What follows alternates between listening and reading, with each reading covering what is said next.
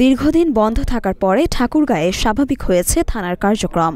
সেনাবাহিনীকে সঙ্গে নিয়ে ঠাকুরগাঁয়ে ৭টি থানার মধ্যে ৫টি থানা ইতোমধ্যেই তাদের সব ধরনের কার্যক্রম চালু করেছে।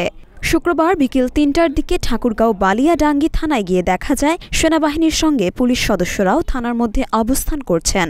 তবে এই জেলার হরিপুর এবং ভুল্লি থানার কার্যক্রম এখনও বন্ধ রয়েছে। থানা বন্ধ থাকার কারণে পাবলিকের জনগণের খুব সমস্যা, কেউ থানার ভিতরে ঢুকতে পারতেছে না, আতঙ্কের মধ্যে আছে। থানা খোলা থেকে খুব সুবিধা। এতদিন পরে থানা বন্ধ ছিল, এখন থানা খুলছে, যা খুব ভালো হয়েছে।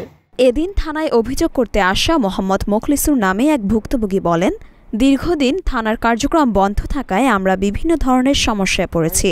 কার্যক্রম আবার চালু হওয়ায় আমরা খুব আনন্দিত। আমাদের যে কোনো সমস্যায় এখন থানায় এসে অভিযোগ করতে পারবো। আমরা থানায় আছি, থানায় আসে এখানে নিরাপত্তা পাবো। এই বিষয়ে ঠাকুরগাঁও জেলা পুলিশ সুপার উত্তম প্রসাদ পাঠক বলেন, ঠাকুরগাঁও জেলায় মোট 7টি থানা রয়েছে। তাদের মধ্যে 5টি থানার কার্যক্রম আজকে সকাল থেকে চালু হয়েছে।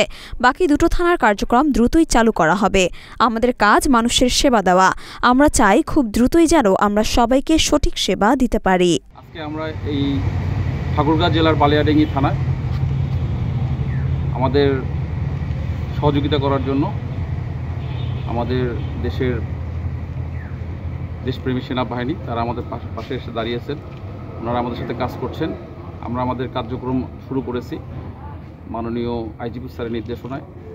আমাদের পুলিশ সুপার ঠাকুরগাঁও মহোদয়ের নির্দেশে আমরা ইতিমধ্যে বালিয়াডাঙ্গি থানার যে জনগণকে সেবা দেওয়ার কার্যক্রম সেটা আরম্ভ করেছি।